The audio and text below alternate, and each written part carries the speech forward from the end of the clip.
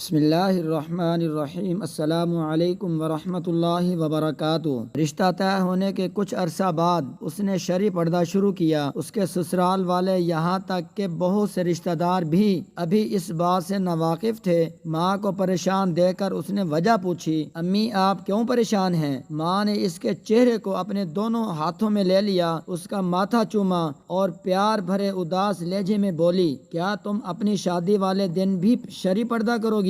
جی امی، اس نے پورے اعتماد کے ساتھ جواب دیا۔ ماں، مگر بیٹا بیٹی، امی میں نے اپنے رب کی رضا کی خاطر ایک فیصلہ لیا ہے اور مجھے یقین ہے کہ وہ مجھے تنہا نہیں چھوڑے گا۔ میں شادی والے دن پورے پردے میں رہوں گی، نقاب کروں گی اور گھونگھٹ نکال کر بیٹھوں گی، کسی کو اپنا چہرہ نہیں دکھاؤں گی، کوئی تصویر بھی نہیں بنائے گا اور نہ ہی کوئی میری ویڈیو بنائے گا اور کوئی رسمیں بھی نہیں ہوں گی۔ ماں نے کہا، یہ کیسی خواہش ہے بیٹا؟ تمہارے سسرال والے ماڈرن ہیں، اتنے امیر ہیں، کیسے وہ یہ مانیں گے؟ لڑکی نے کہا، اگر وہ مان جائیں تو ٹھیک ہے، ورنہ میری طرف سے انکار ہے۔ میں کسی ایسے شخص کے ساتھ جانے کو تیار نہیں جو مجھے سب کے سامنے سجا کر گھنٹوں بٹھائے، سب کے ساتھ تصاویر بنوانے کو کہے۔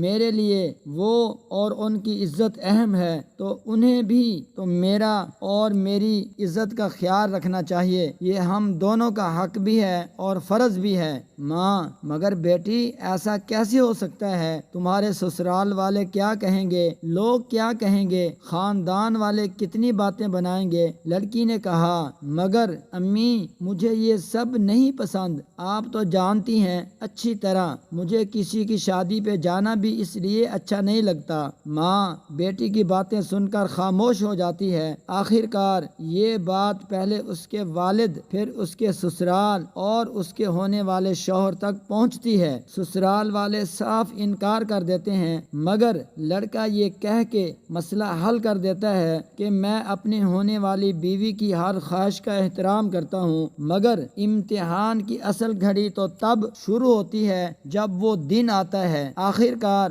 وہ دن آ گیا۔ حال بہت ہی خوبصورت سجا ہوتا ہے، ہر طرف خوشی کا ماحول ہوتا ہے، بہت سے مہمان شادی میں شریک ہوتے ہیں، مگر مہمانوں کو یہ بات ناگزیر لگتی ہے، نہ تو کوئی مووی میکر ہوتا ہے ویڈیو بنانے کے لیے اور نہ ہی کوئی فوٹوگرافر موجود ہے۔ دلہن تیار ہو کر جب آتی ہے تو اسے دیکھ کے حال میں ایک شور برپا ہو جاتا ہے، ارے یہ کیا، اتنا بڑا گھونگھٹ اور اوپر سے اتنی بڑی چادر پہنا دی آپ نے اسے، ارے آنٹی گھونگھٹ تو اٹھائیے، اس کا لڑکی نے نقاب کیا ہوا ہے۔ یہ بات سن کر کئی باتیں حال میں گونجنے لگتی ہیں، آئے ہائے دلہن اور نقاب، یقیناً کچھ گڑبڑ ہے، اللہ جانے کس کردار کی ہے لڑکی، کیا پتا لڑکی نے منہ کالا کرا دیا ہو اپنے ماں باپ کا اور اب چھپا رہی ہو، کہیں چہرہ تو داغدار نہیں۔ کسی نے کہا، اپنا چہرہ تو دکھائیے ہمیں، آپ کی تصویر بنانی ہے، تو اس پہ منع بھی ہو گیا۔ لوگوں کا شک یقین میں بدلتا گیا، نہ جانے ایسی کتنی باتیں اسے اس کی فیملی کو